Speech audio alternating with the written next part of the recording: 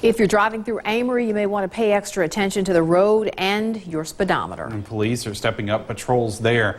Allie Martin tells us why and has a look at the results. Amory police officer Matt Flippo is parked along Hatley Road running radar in clear view of motorists. 197.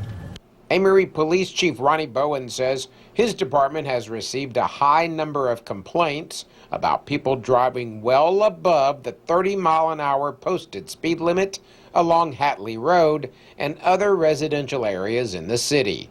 The chief posted a warning on Facebook that officers would be conducting increased patrols in those problem areas. We issued the notice that we were going out to start cracking down on the speeding violators. Chief Bowen says the stepped-up enforcement is already making a difference. Last week, there were 23 tickets written for speeding. The chief says during a typical week, 6 to 7 speeding citations are issued.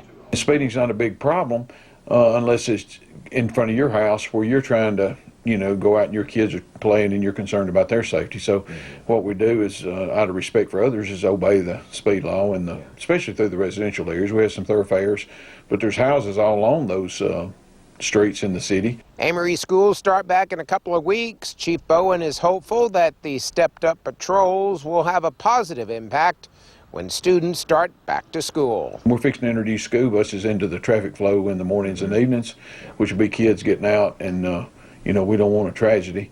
And so we're going to not only continue to look at the speeding real close, especially in school zones. There are 15-mile-an-hour school zones posted. Chief Bowen says the increased patrols will continue as long as they're needed.